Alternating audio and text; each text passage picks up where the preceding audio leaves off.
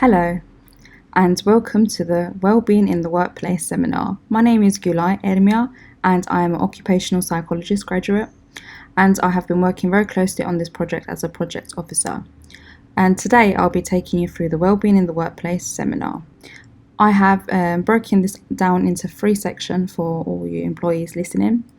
The first section will be understanding emotional intelligence. The second section will be how to de-stress in the office or the workplace. And the third section will be building resilience. There are so many things which fall under the well-being in the workplace. However, I have picked these 3 topics which I believe will be very beneficial to the employees on this project. Okay, so welcome to the Wellbeing in the Workplace seminar. Firstly, I'll be taking you through understanding emotional intelligence. This may sound a bit peculiar because it's not a very well-known phrase used. I mean, we have general intelligence, IQ, but emotional intelligence is not really spoken about. But it's very particularly important in order to make a positive impact on your life and career. So what exactly is emotional intelligence? Emotional intelligence is having the ability to understand and manage your own emotions, as well as understanding others' emotions and being able to manage it. Emotions can be a very complicated thing because it can make us act in different ways in different situations, but by grasping them, it means you can manage different situations in your life, including all work situations. I'm sure all of you can look back and think of a particular situation where it was quite stressful, whether it's with your manager, whether it's with your team, whether it's anything really, and where emotions have been really high and you may not necessarily know how to deal with the situation. However, having a high emotional intelligence means you could grasp these situations and deal with it in a better way and reduce the stress of the situation. So we need to understand, in order to understand emotions, there are 3 steps. Firstly, is recognition, differentiation, and reasoning. Okay, so we need to understand that there are 3 aspects of emotions. This includes the physical feeling, the thoughts, and the behavior, and that all of these are all interconnected. And we need to understand differentiation. So emotions can differ in variations and degrees of intensity between them. And also reasoning, understanding how and why and other people experience certain emotions in certain situations. So if we are able to recognize, understand that emotions differ, and understand how to reason with them, if these 3 steps to understand emotions are grasps, then you are able to get a clearer understanding of the nature and purposes of emotions, and you'll be able to direct and manage them more effectively. Management of emotions includes having the ability to respond immediately and when to stop and think. Also, knowing when to engage or detach from an emotion. Knowing which emotion is appropriate or inappropriate in situations. Being able to understand and manage others' emotions, and knowing how to draw in on emotions and emphasize and engage with others. Such things as communication skills, assertiveness, a positive approach, and optimistic outlook are key features of improving your emotional intelligence. So it's not just about understanding the emotions, but having these key skills will help improve your emotional intelligence. So as I said, communication skills is one skill which is a key feature of improving your emotional intelligence. But how do we actually develop our communication skills? Firstly, what we need to understand is just because you ask someone how they're feeling doesn't mean that the answer you'll get will tell you how the other person is really feeling. Sometimes we need to pick up on indirect clues such as body language. But also we need to be actively listening and asking questions in order to be understanding that individual. And such things such as empathy is very important. Those who show higher levels of empathy are those who also are more emotionally intelligent. So I have just briefly outlined what emotional intelligence is, how to understand emotions, and the key features needed to improve your emotional intelligence. It's a very broad topic, and I recommend that you read upon it because it would definitely help you not only in your work settings but also in your personal life. Okay, so now moving on to the second part of the Wellbeing in the Workplace seminar, which is how to distress in the office or at work. So there is a 90-second meditation technique that can be used in the office. There are many breath works that can be done at home. You can practice these on a regular basis so you can get your body into a regular rhythm. Consistency is key, and you'll eventually see the benefits of this 90-second meditation. So this 90-second meditation technique is a quick way to switch on the parasympathetic nervous system and reduce scattered thinking while at work. Okay, so why is the 90-second meditation a useful technique to use at work? So, actually, an interesting fact for you all. Did you know that our emotions have a shelf life of around 90 seconds? So this means that your brain has the capability to get rid of emotions like anger in the space of 90 seconds. So basically, once you feel angry, your body has a 90-second chemical response. If the emotion actually continues, it means that that person is wanting to stay in connection with that emotion. So, our experience of anger is basically a feedback loop between our mind and our body. So let's say our colleague or our manager criticize in a way which makes us feel angry. We start to draw in the angry thoughts, and we keep the feeling of anger alive. So we actually intensify the physiological and the psychological response. But if we interfere with this process, we can reverse it and actually soften the emotion. So, as I'm sitting right now in an office chair, I could sort of demonstrate how to do this 90-second meditation technique. It's very simple. All you have to do is get comfortable. You could be in a chair, standing up, laying down, which may be difficult in a work environment, but sitting down is fine. So, first of all, you just take a deep breath and breathe out. Breathe in and breathe out. So as you're doing this, you try to feel as much as sensations as you can. Try to feel the environment around you while you're taking the deep breaths, and try to think about something that you really, really care about in order to redirect your emotions. And again, just take a deep breath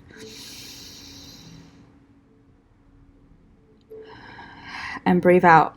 Notice I breathed in through my nose and I breathed out through my mouth. So if you take just 90 seconds of your time to actually focus on something else that you really care about, take a deep breath, relax, you could actually reverse the physiological response of anger. So you could repeat this as much as you can, but 90 seconds is actually a good enough time to get rid of this emotion. So another technique which you can do to relieve stress in the workplace is the use of the stress ball in the office. You might not have one, but you could buy one, and you can use it in any workplace. It doesn't have to be an office, but we actually have one here in the office, so it's useful for me to show you. So basically, a stress ball is like a hand exercise ball, which can be squeezed by the hand to relieve stress and the muscle tension, or to exercise the muscles on both hands. So when we are stressed, the muscles in our bodies usually clench up. Therefore, when we squeeze the ball, it prompts you to release this stress and you will feel less tense. Even if you aren't experiencing stress or anxiety necessarily, by squeezing the stress ball, you can strengthen the muscles in the forearms, the wrists, and the hands. It is also suggested that using a stress ball can improve focus and attention spans of workers. It helps boost productivity by giving the mind a break. For me, which I suffer from carpal tunnel syndrome, and when I'm on the computer for too long, my hands start to tense up. So it's particularly quite useful for those who are suffering with carpal tunnel syndrome. However, obviously, you have to try not to overwork it as well. So there are just a few tips for how to distress in the workplace. I mean, there's so many different techniques. It's just about you researching them and actually finding out what works with you. However, the 90-second meditation technique and the use of the stress ball I found is very useful for everybody in any work situation. Okay, so the third and last part of our Wellbeing in the Workplace seminar is building resilience. So what is resilience? This is the capability to recover quickly from difficulties or toughness. And this is particularly important, for example, if you get knocked down by a job, if you lose your job, or any sort of thing which, any sort of difficult situation that you're faced with at work, really. And it's particularly important to be resilient, otherwise it can really impact your mental well-being. One way to recover quickly from difficulties is to understand and manage disappointment and being able to bounce back from it. So you need to acknowledge your feelings and take your time. It's important to understand that what you are feeling is normal and you need time to absorb the disappointment. So don't feel ready to rush and get rid of that feeling. You just have to take your time and actually absorb it in and then understand that there is always a way forward.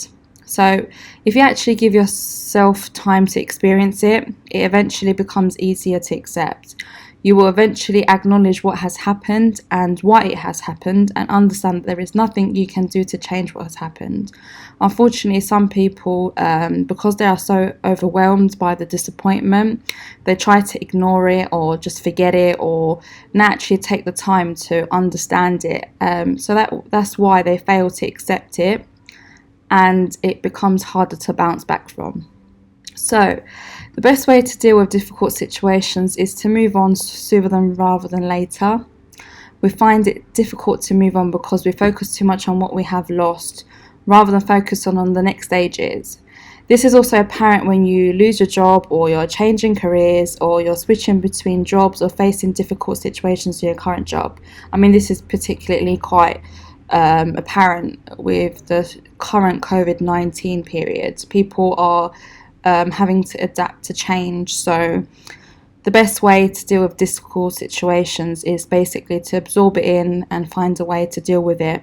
So basically being resilient and being able to move forward with a more positive outlook will always have a more positive impact on your life, career and your mental well-being.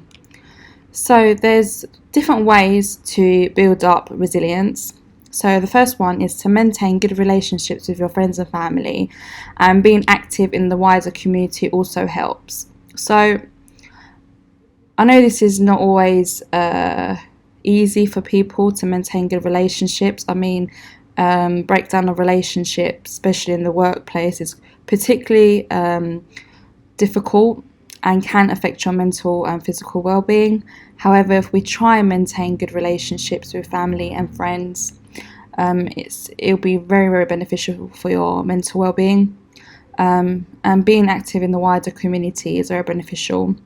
It makes you have connections and creates a sense of belonging, so that's very important for resilience. Another way is treating problems as a learning process but not a negative. Some people, what they tend to do is dwell on the negative side. However, we have to understand that everything we go through, whether it's our personal life or our work life, is actually a learning process, and we learn from it and we take something away from it. So if you actually take something away from it rather than looking at the negative side, you can actually learn something and prevent from this problem from reoccurring. Also, celebrate your successes. Sometimes we're very busy and we sort of put ourselves down and don't actually give ourselves time to celebrate our successes. So we have to take time at the end of the day to just review what went well and congratulate yourself. I mean, it's so easy to be dwelling on the negative side and actually seeing that you've actually achieved so much just in one day. So if you're actually taking time to review and understand that you have made a difference, this trains the mind to look for success rather than dwelling on negativity and failure. Another way, lastly, is to nurture a positive view of yourself. You need to be able to develop confidence in your ability to solve problems and trust in your instincts to be able to build resiliency.